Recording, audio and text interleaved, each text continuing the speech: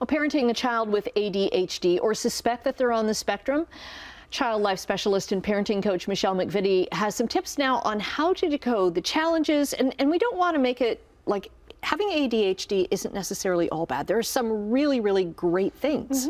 Absolutely. I think it's just understanding where they're coming from, right? And mental illness, there's a stigma on mental illness, and I'm a mental health advocate. And to have anxiety is not a bad thing. It's not who you are.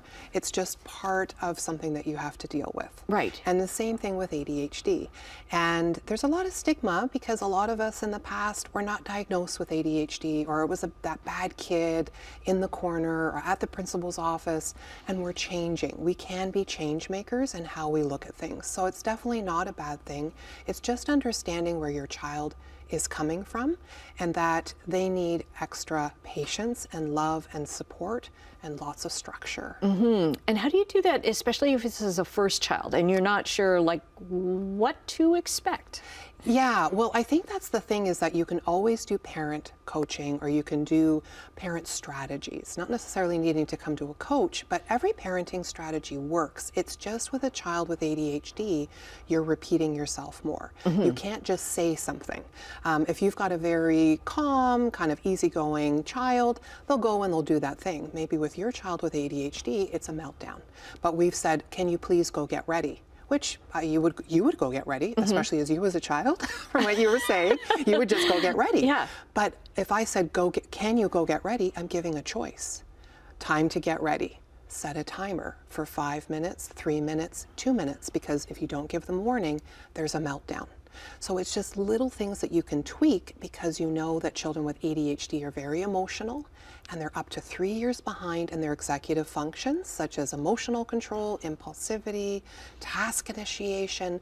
So they just need more structure and a lot of patience and love. Because I can imagine getting angry and yelling like, hey, we've got to go now. Yes, kind of thing. absolutely. That's not going to help. I know. And you know what? And it's not always about the thing. It could be that when I go to school, I'm overstimulated or I'm understimulated, or social skills are a struggle for me and I don't know how to hang out with the kids, especially right before I have to go into school. Or math is the first thing and I struggle with math, but I don't know how to talk about it, so I act out. And behavior is a message, and they have a hard time articulating. So it's up to us as the adults to dig a little deeper to say, what's going on with this kid? What's happening? Right? Do you think most parents know their child might have ADHD, or does it come as a surprise to some? I think most people, I call it like the mother's intuition or the spidey sense, right? Yeah. Like something's going on where this child has just been, because there's 3 types of ADHD. There's ADHD inattentive, which used to be called ADD, and then there's ADHD, and then there's ADHD combined type. So you have the hyperactivity, the inattentive, or the combined type. So you can imagine a child that has a hard time focusing and then is all over the place, like so much energy, they really struggle at school. So these kids, they don't sit down for a minute to do a craft. You know, another child will sit down. However, if they really like something, they get hyper-focused. Right. So it is complicated, but I think parents are like, something's going on.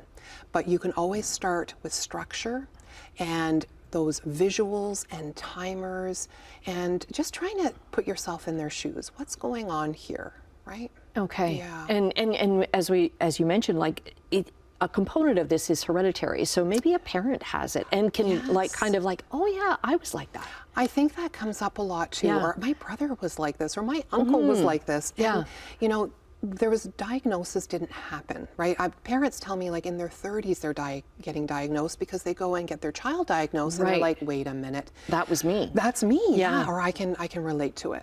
Okay. Yeah. Thanks so much. Always great advice. And you've got a free downloadable guide on your website. We'll put the link up to that up on our website, chch.com/morninglive.